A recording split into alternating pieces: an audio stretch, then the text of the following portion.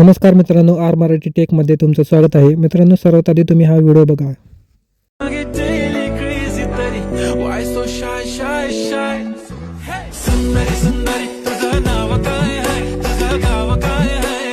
तर मित्रांनो, ही लहान मुलांचे डान्स व्हिडिओ कसे बनवायचे बघा. तर सगळ्यात आधी तुम्हाला प्ले स्टोअर ओपन करायचं आहे.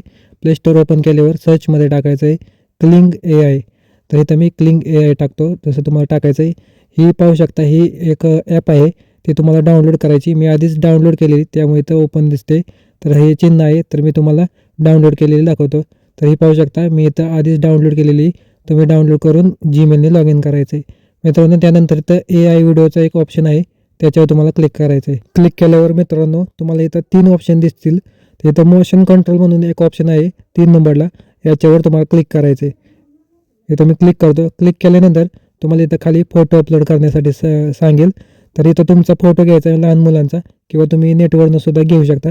तर इथं हे 1 नंबरचं जे ऑप्शन आहे त्याच्यावर तुम्हाला क्लिक करायचं आहे आणि गॅलरी ओपन करायची. हे सगळं अलो करायचं आहे.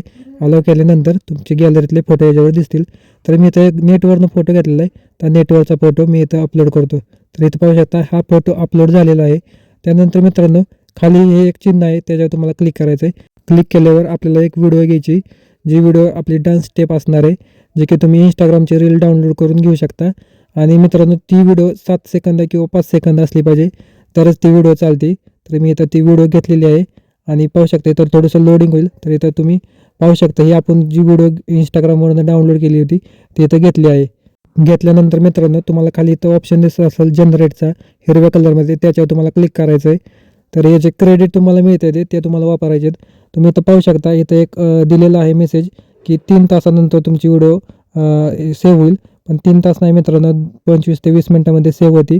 तर तुम्हाला दाखवतो. आता तुम्ही जर इथं कट केलं तर ती तुमची व्हिडिओ कुठे आहे बघा, इथं तुम्हाला ऑप्शन दिसतंय, त्याच्यावर तुम्हाला क्लिक करायचं आहे.